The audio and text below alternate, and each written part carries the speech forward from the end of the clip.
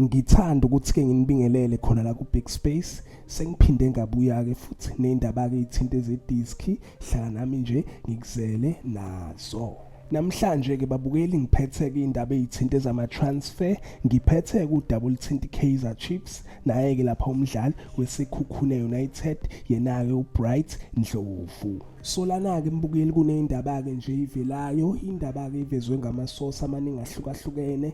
Ngabala-ke nje osokhaladuma. Baveza ukuthi-ke iKaizer Chiefs izimisele-ke lapha ukuthi-ke isayine idefender leSekhukhune United yena-ke uBright Ndlovu. Bathi-ke mabechaza-ke kahle la baveza ukuthi-ke iKaizer Chiefs ibisiyiqalile-ke iy'ngxoxo naso-ke iSekhukhune United kanjalo-ke futhi nane-agent yakhe yena-ke uBright Ndlovu. Bathi-ke iy'ngxoxo zisaqhubeka between iKaizer Chiefs naso-ke iSekhukhune United. So injalo-ke mbukeli indaba-ke ethinta iKaizer Chiefs naye-ke lapha uBright Ndlovu. Akusilona-ke lolu daba olusha, udaba-ke sike salibona before ngenkathi-ke nje kusaqala kunyaka kwavela ukuthi-ke iKaizer Chiefs i-interested kuyena-ke uBright Ndlovu. Nakho-ke futhi kudaba seliphinda-ke libuya. Amanye-ke ama-fans ayo iKaizer Chiefs awekho-ke happy lapha kwi-social media. Bayacomplaina bathi iKaizer Chiefs yenza-ke i-mistake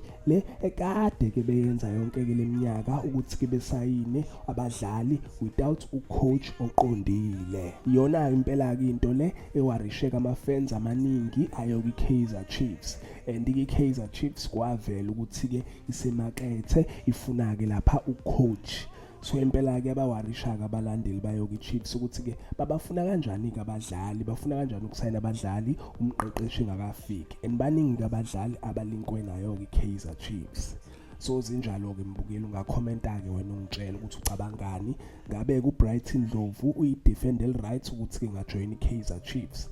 And wena ucabangani ngayo-ke le ndaba ukuthi-ke iKaizer Chiefs isayineke abadlali without ucoach. Izo-ke lezi mbukeli ake ngithi-ke nje danke ngiyazi bongela.